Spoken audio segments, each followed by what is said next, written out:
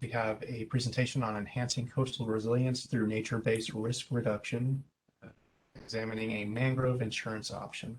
So Laura Geselbracht from the Nature Conservancy will be presenting on this.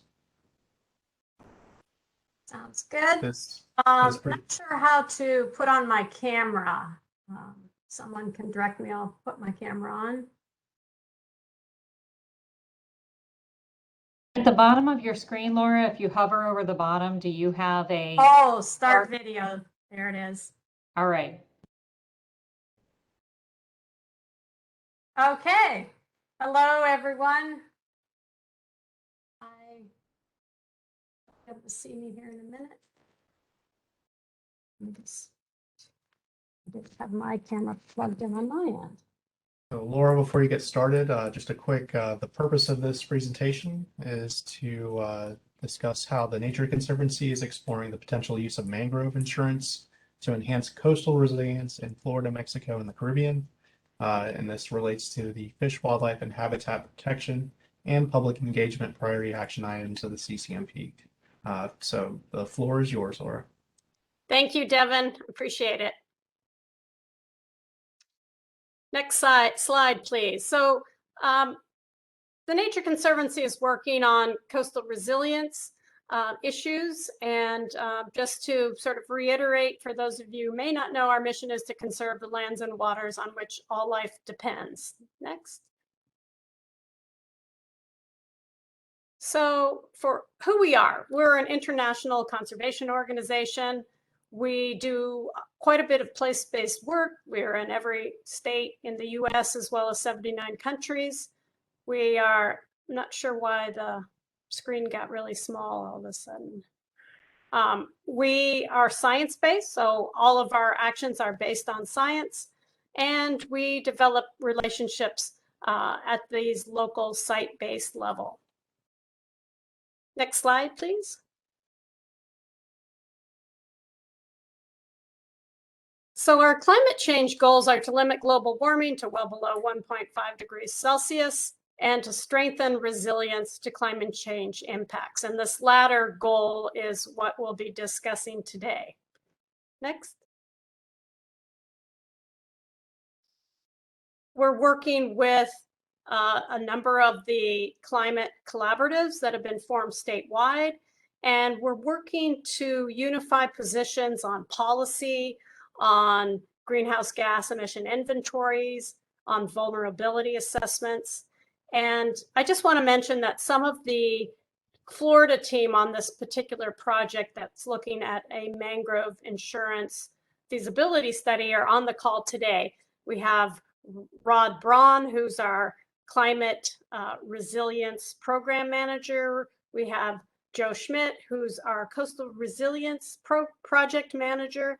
And we have Janet Bowman, who's our senior policy analyst. So when we get to the end, if we have questions, we've got quite a group of us here that can help answer some of those questions. Next, please. So the ways that we're working in Florida to improve coastal resilience and promote climate adaptation is to restore our natural infrastructure and also to protect our natural infrastructure that currently exists, and also by working on demonstration projects with partners that utilize nature-based solutions. Next. So as you may be aware, when we have healthy coastal ecosystems like coral reefs, mangrove forests, salt marsh, and beaches and dunes, they help to reduce wave height associated with tropical storms. And not only does that wave height get reduced, but the flooding inland will be reduced in extent as well as depth. And that can save people from flooding as well as reduce their property damages. Next. This is just focusing in on mangroves, and just wanted to point out that not only do, mangroves are great at reducing storm surge impacts because they have very extensive branching structures, both above ground, and the below ground doesn't help with reducing storm surge reduction, but it helps keeps those mangroves in place. In front of the mangroves, the height of the storm surge gets a little bit higher. So if you have an opportunity to live behind mangroves rather than in front of mangroves, that would be a good solution. Next, please.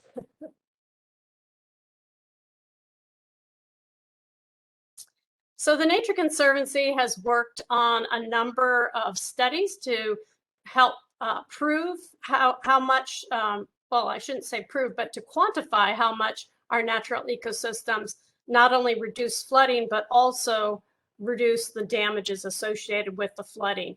And in terms of coral reefs, in Florida alone, we know that they reduce flooding by an estimated $675 million on an annual basis. Mangroves similarly also reduce damages to quite a great extent. We've done a study in collaboration with our partners to look at global damage reduction, which has been estimated at $65 billion each year. We're currently, our partners are currently downscaling the results of this global analysis to Florida, Mexico, and the Bahamas. So we'll have a more specific number in the next few months for Florida. And with salt marshes, a post-Hurricane Sandy analysis found that the salt marshes reduced damages and people flooded by 30% in some areas where that storm impacted. Next slide, please.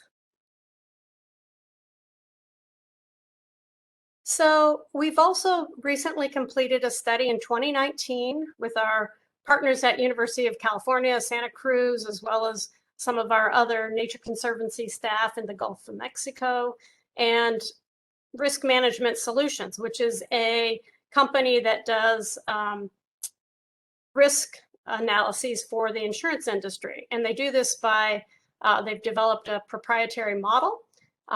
They did a post-Hurricane Irma analysis where they recreated all of the conditions that were associated with Hurricane Irma. They ran their model with the existing mangroves intact, and then they ran it again with those mangroves gone, only where instead of mangroves, they had open water.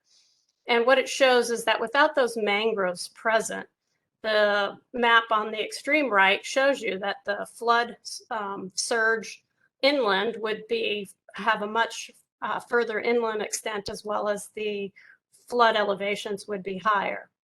And what we found in this study is that the mangroves reduced damages by an estimated $1.5 billion for the single storm, and protected an additional 625,000 people from storm surge flooding. So these impacts were not only seen, the benefits provided by mangroves were not only seen on the Southwest coast, but also in the Miami-Dade County area. Next slide, please. So here's a sample of some of the on-the-ground work we're doing in Southeast Florida. On the upper left is a project called Resilient Islands, and this is being done with Palm Beach County. It not only brings additional coastal ecosystems into the Indian River Lagoon, the Lake Worth Lagoon area, but it also protects some of the onshore development from storm surge by the presence of this island in front of developed areas. On the right side, we're collaborating with the city of Miami in an area called Morningside Park. This was a park that wasn't couldn't be accessed or utilized during the fall season because of the highest tides happening during that time of the year. This park would flood, this highly used park, so it was really a detriment to the community when they couldn't use this park. So we've been working on this design stage for this project, and we're creating a mangrove habitat along the shoreline, changing the elevations up a bit, using some other vegetation replantings to help with reducing storm surge that would go into the park, as well as helping improve some of the drainage issues that go on in this park. So once this project is done, and these other projects as well, it'll be a very nice amenity to the communities. And these parks will last longer into the future. And on the very bottom is a project with City of Miami Beach, which is Brittany Bay Park. And this is similar in that there will be a lot of vegetation plantings along the shoreline with native plants, improving elevations and utilization of the park. So these are projects we're doing with funding from private foundations. We're not funding, the extent of these projects, but we're contributing to the design and in some cases the construction of these projects as well. Next slide.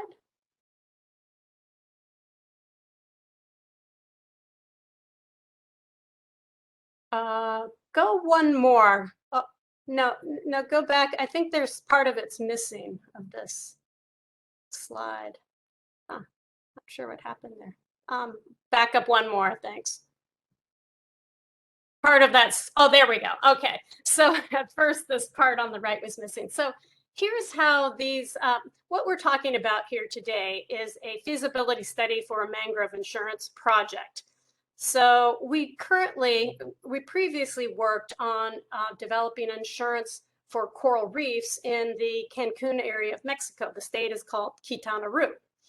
And we worked on this with the state of Quintana Roo and the Mexican government and the Nature Conservancy and some other entities and some insurance, some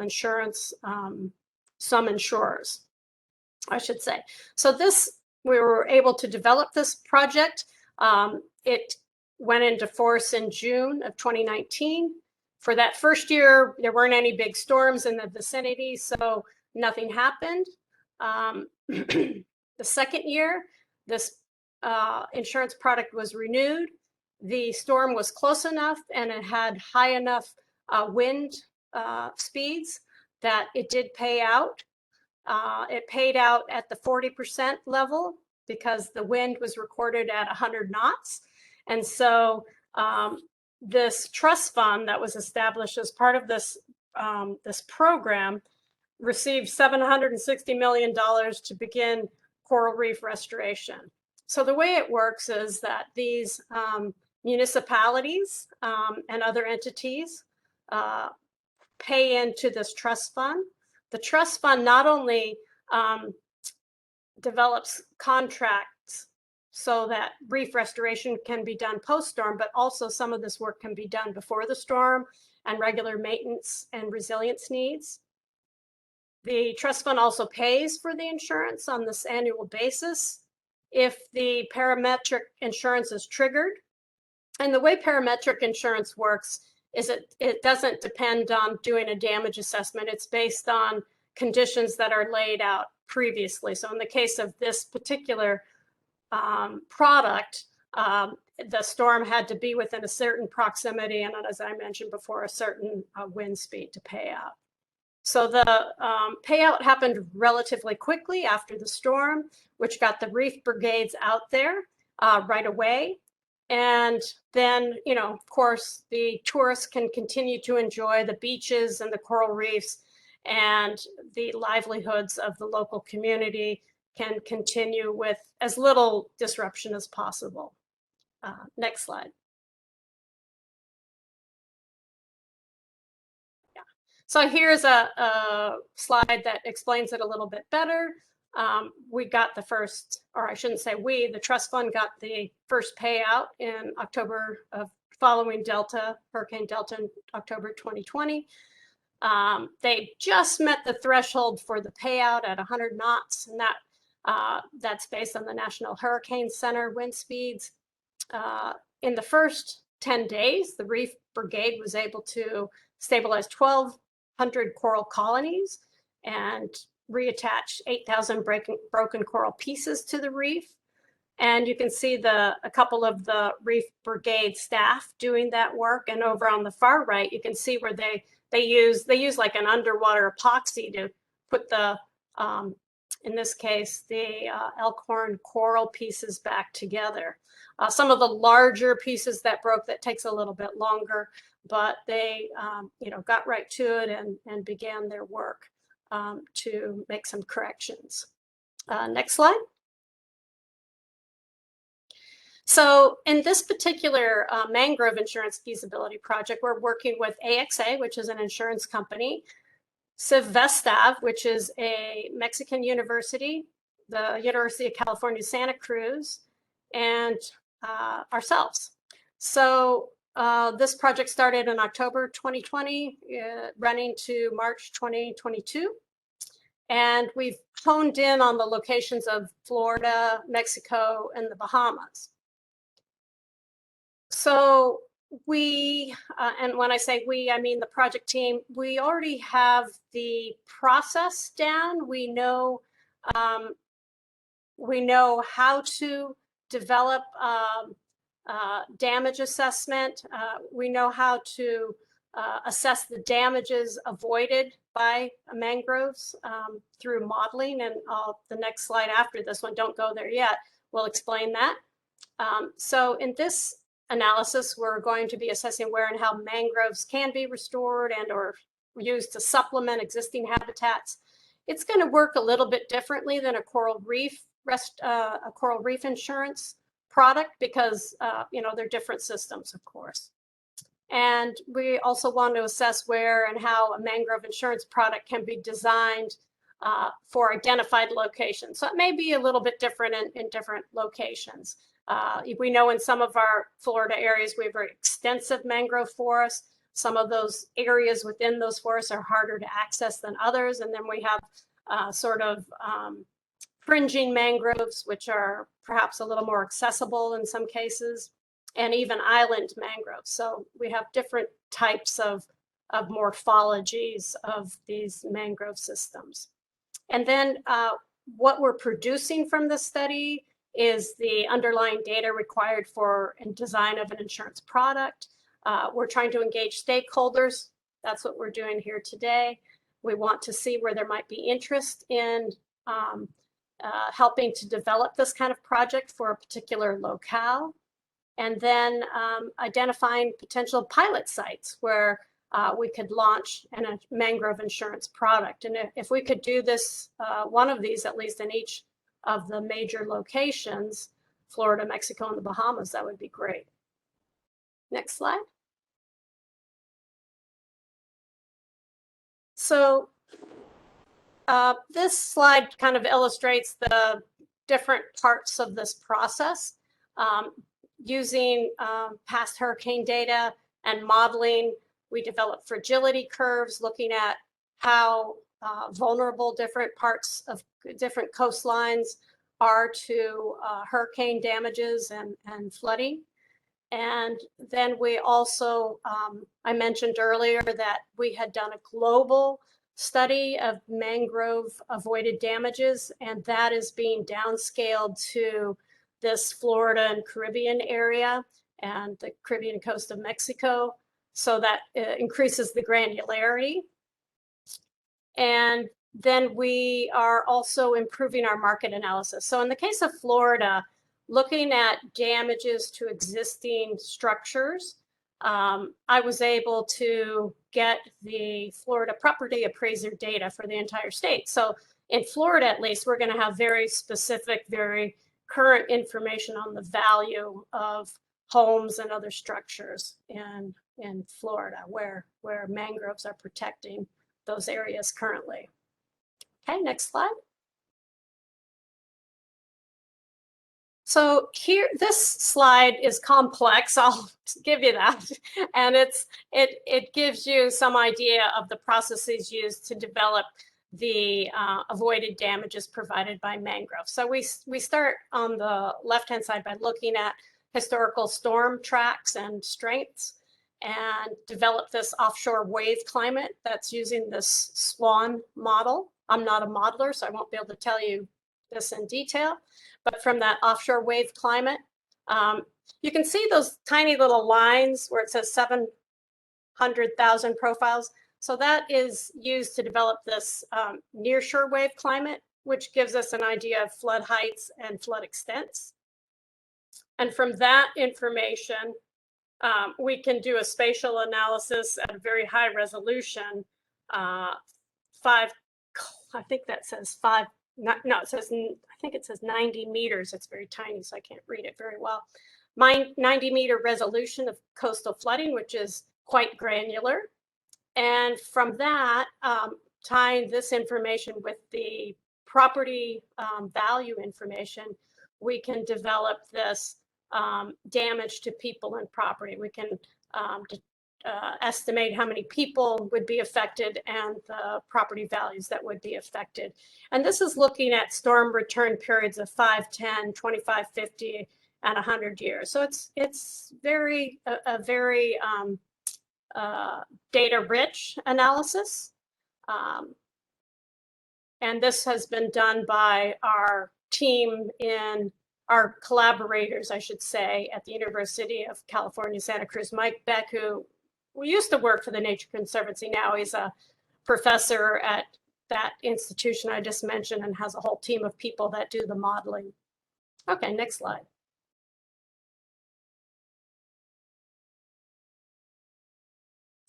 So here's just a look at what some of the flood results look like that we were able to produce from the modeling work. So this is looking at Grand Bahama Island, and the north side of the island is the most vulnerable to storm surge flooding. And what this shows is that with mangroves present, you get that dark blue impact of flooding. The storm surge penetrates, so far. But if you did not have those mangroves present in the red, it shows you how much further that storm surge would penetrate. So it's quite a significant difference. Just, telling us what we already all know, that our mangroves are very protective for our systems. Next slide. So we're dealing with a changing system. Our mangrove systems are not static, as we all know. We've got many potential things affecting them, from climate change, sea level rise and precipitation and temperature changes, to human-related impacts, hydrological changes, deforestation, which isn't such a problem here in Florida because we've got very protective laws, and also coastal development. Certainly things like coastal development can change water flows and water quality. So that's something to keep an eye on. And then, of course, tropical hurricanes, tropical storms and hurricanes can certainly affect our mangroves through wind damage, excessive sedimentation, over which can, strangle or suffocate some of our mangroves, and excessive rainfall. So a lot of things happening. This photo on the left is a fruit farm creek where hydrologic changes occurred. Essentially, roadways blocked water flow, and a once very healthy mangrove stand became dead mangrove stand. But efforts are being taken by the Rookery Bay NER and other entities to restore this. So now once restored, this mangrove forest can continue to help protect some of the developed areas adjacent to them. Next slide. So that's what I have for you today. So I just want to reiterate that I'm very interested in learning. Here's one more slide. Thank you, Jennifer. That shows some of our preliminary results from that downscaling of the global analysis I mentioned. Our Florida team has contributed to data acquisition in the form of property appraiser data, as well as mangrove restoration cost information, helping to develop partners. That's one of the things we're trying to do here today is seeing what entities might be interested in exploring this a little more. And this would be sort of a co-created insurance product, because everybody or every public agency, or it could even be a private organization, might have their needs and interests, and certainly we help put the insurance companies that are interested in providing these kind of products together with potential buyers and helping to develop a product that can work for all. We at the Florida levels have also helped with data and results visualization, providing information on local conditions, and helping to get the word out about what we're doing here to promote this project. On the right is our initial, our preliminary results. As you can see, all the yellow areas have a very high benefit to cost ratio.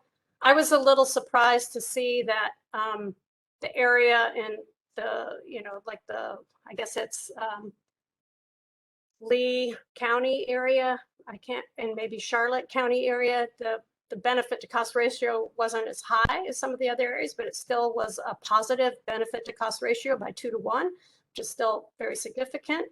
And so, certainly we'd just like to explore this more.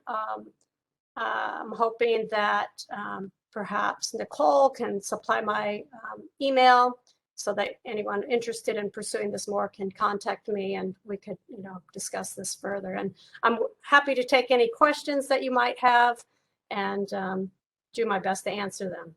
Thank you. Thank you very much.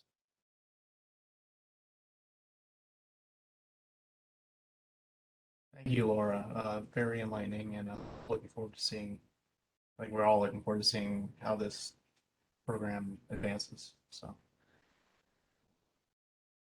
any questions for Laura on this subject? Hi, Laura. Dana with the City of Sanibel. If a community was interested in participating in this study, what would be our responsibilities or contributions to the study? Well, I think initially we would, want to talk. We're also looking for more information on mangrove restoration costs in different parts of the state. So any information you'd have on that is helpful. Certainly responsibilities, at this point, it would just be having a conversation about what the City of Sanibel might be interested in, what their needs would be, and explaining more about how this insurance product could work, and seeing if that is something that the city might like to pursue. So it is a conversation, certainly, and it's a learning experience all around as well. Sure, that would be great. I'll probably be in touch with you, and we have done larger scale mangrove restorations on Sanibel, so I think we'd be happy to share that information with you. Wonderful. Okay, thank you, Dana. I'll definitely be in touch then.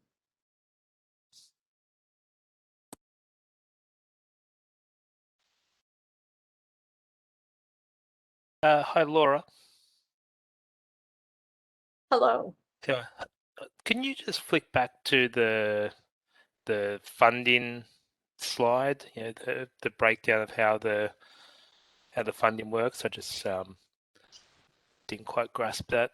Yeah, I think that the slide you're talking about has sort of a schematic of, so the way it worked for coral reef insurance in the Quintana Roo state is that the first step was to create a trust fund board, certainly some entity that could receive the funds as well as dole out the funds, so to speak. So the trust fund was funded by municipalities in the Quintana Roo state, as well as the Port of Morales, and perhaps some other entities. I'd have to look back at the full explanation of the coral reef product in Mexico. But then in this trust fund, the trust fund had decided not only to pay for the parametric insurance premiums, but also to pre-fund some coral reef work and maintenance and resilience needs.